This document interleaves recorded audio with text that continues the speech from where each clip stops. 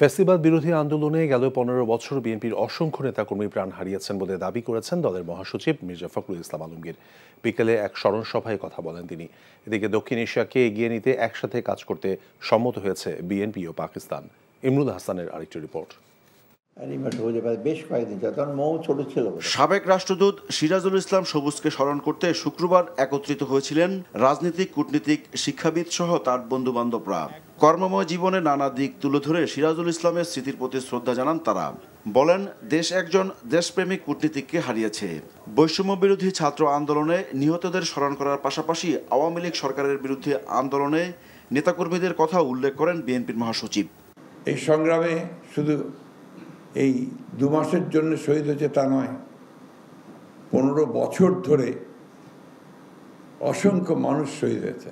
ফ্যাসিস্টের হাত থেকে দেশকে রক্ষা করবার জন্য প্রাণ দিয়েছে রাজপথে। সবুজ লড়াই করেছে তার লেখনীর মধ্য দিয়ে, কথার মধ্যে দিয়ে। সেই সময় চলে গেছে, আমি তাকে সেই শহীদের মর্যাদা দিয়ে রাখতে চাই, কারণ দেশের কথা বলতে বলতেই সে চলে গেছে। সবশেষে আমরা যখন জেলে গেলাম তখন দেখলাম, খবর পেলাম যে সবুজ এখন যে ভ্যাকুয়ামটা তৈরি হয়েছে, আমি কসুর সহ আমরা জেলে গিয়েছিলাম, তার বিদেশি কূটনীতির সঙ্গে যোগাযোগ করার ব্যাপারটা খুব কঠিন হয়ে গিয়েছিল।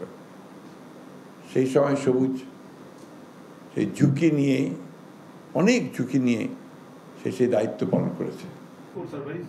এদিকে বিএনপির সাথে বৈঠক করেছেন ঢাকায় নিযুক্ত পাকিস্তানের রাষ্ট্রদূত সৈয়দ আহমেদ মারুফ।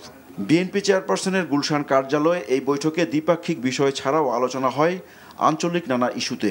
বিশেষ করে দক্ষিণ এশিয়ার রিজিয়নটা সবচেয়ে লিস্ট ইন্টিগ্রেটেড, সবচেয়ে কম আঞ্চলিক সহযোগিতায় আমরা সবার পিছনে আছি কিন্তু বিশ্বের। আমরা সেটাকে কিভাবে এগিয়ে নিয়ে যাব? পৃষ্ঠপোষকতার একটা ব্যবসা বাণিজ্য ছিল, পৃষ্ঠপোষকতার অর্থনীতি ছিল, যার কারণে কিছু লোক লাভবান হয়েছে, লেভেল প্লেয়িং ফিল্ড ছিল না। তা আমরা আলোচনা করেছি বাংলাদেশে আমরা লেভেল প্লেয়িং ফিল্ড এখন হতে যাচ্ছে, এবং এই লেভেল প্লেয়িং ফিল্ডে কম্পারেটিভ অ্যাডভান্টেজের ভিত্তিতে যাদের যেখানে অ্যাডভান্টেজ আছে সেখানে আমরা একে অপরের সাথে সহযোগিতা করব। আমির খসরু বলেন, পারস্পরিক শ্রদ্ধাবোধের ভিত্তিতে সব দেশের সাথে সম্পর্ক রাখতে চায় BNP. Imrul Hasan, NTV news, Dhaka.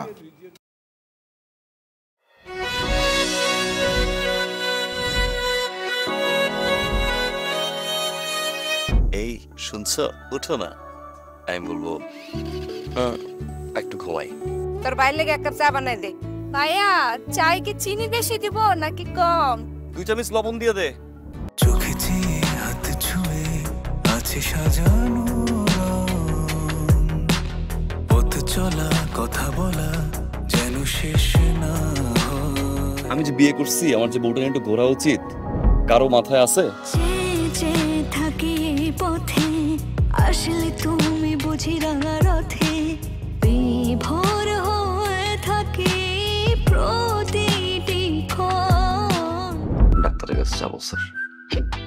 আমার একটু নিয়ে চলেন না।